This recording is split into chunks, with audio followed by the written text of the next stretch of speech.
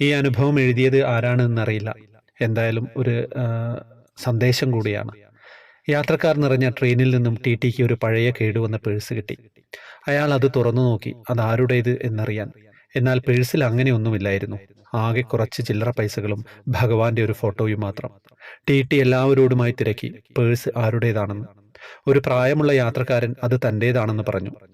ദയവായി തനിക്ക് തരണമെന്നും പറഞ്ഞു. ടി താങ്കളുടേതാണെന്നതിന് തെളിവുണ്ടോ എന്ന് ചോദിച്ചു. തെളിവ് പറഞ്ഞാൽ പേഴ്സ് തിരിച്ചു തരാമെന്നും പറഞ്ഞു. അതിലെ ഭഗവാന്റെ ഒരു പടമുണ്ടെന്ന് ആ വൃദ്ധൻ പല്ലില്ലാത്ത ചിരിയുമായിട്ട് പറഞ്ഞു. അപ്പോൾ ടി പറഞ്ഞു, അത് തെളിവല്ല, ഭഗവാന്റെ പടം ആർക്ക് വേണമെങ്കിലും പേഴ്സിൽ വെക്കാൻ പറ്റുമെന്നും പറഞ്ഞു. ഇത് സാധാരണയല്ലേ എന്ന് ചോദിച്ചു. ഇത് തെളിവല്ല എന്ന് പറഞ്ഞു. പേഴ്സിൽ നിങ്ങളുടെ ഫോട്ടോ എന്താണ് വെക്കാത്തത് എന്ന് ചോദിച്ചു. വൃദ്ധൻ പതുക്കെ എളിമയോടെ പറഞ്ഞു, നിങ്ങൾ ചോദിക്കുന്നു ഞാൻ എന്താണ് എൻ്റെ ഫോട്ടോ അതിൽ വെക്കാത്തത് എന്ന്. ഞാൻ സ്കൂളിൽ പഠിക്കുമ്പോൾ എനിക്ക് എൻ്റെ അച്ഛൻ തന്നതാണ് ഈ പേഴ്സ്. അന്ന് വളരെ ഇഷ്ടപ്പെട്ട് കുറച്ച് പൈസയെല്ലാം സമ്പാദിച്ച് അതിൽ കരുതി നടക്കുമായിരുന്നു. അതിൽ ഞാൻ എൻ്റെ മാതാപിതാക്കളുടെ ഫോട്ടോ വെച്ചിരുന്നു. പിന്നെ ഞാൻ കിശോരാവസ്ഥയിൽ എൻ്റെ രൂപഭംഗിയിൽ ഭ്രമിച്ച് മാതാപിതാക്കളുടെ ഫോട്ടോ മാറ്റി എൻ്റെ ഫോട്ടോ വെച്ചിരുന്നു. അപ്പോഴെല്ലാം ഞാൻ എൻ്റെ സുന്ദരമായ മുഖവും ഇടതൂർന്ന മുടികളും കണ്ടു സന്തോഷിക്കുമായിരുന്നു. കുറച്ച് വർഷങ്ങൾക്ക് ശേഷം എൻ്റെ കല്യാണം കഴിഞ്ഞു. എൻ്റെ പത്നി വളരെ സുന്ദരിയായിരുന്നു. അവളെ ഞാൻ വളരെയധികം സ്നേഹിച്ചിരുന്നു. പേഴ്സിലെ എൻ്റെ ഫോട്ടോ മാറ്റി ഞാൻ അവളുടെ ഫോട്ടോ വെച്ചു. അവളുടെ സുന്ദരമായ മുഖത്തെ കണ്ട് സന്തോഷിച്ചു കൊണ്ടിരുന്നു.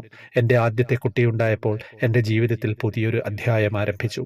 അപ്പോൾ എൻ്റെ കുട്ടി എൻ്റെ കൂടെ കളിക്കുമ്പോൾ അവനോടുള്ള സ്നേഹം കാരണം ഭാര്യയുടെ ഫോട്ടോ മാറ്റി അവൻ്റെ ഫോട്ടോ ഞാൻ പേഴ്സിൽ വെച്ചു. വൃദ്ധൻ സങ്കടത്തോടെ പറയാൻ തുടങ്ങി, കുറച്ച് വർഷം മുമ്പ് എൻ്റെ മാതാപിതാക്കൾ എന്നെ വിട്ട് സ്വർഗവാസം ചെയ്തു. കഴിഞ്ഞ കൊല്ലം എൻ്റെ പത്നിയും എന്നെ വിട്ടുപോയി. എൻ്റെ ഇഷ്ടസന്താനം എൻ്റെ പരിവാരങ്ങളുടെ ഇടയിൽ ഒറ്റപ്പെട്ടു. അവനെ വേണ്ട വിധത്തിൽ സംരക്ഷിക്കാൻ എനിക്ക് സാധിച്ചില്ല. അവനിപ്പോൾ വളരെ ദൂരെയാണ്.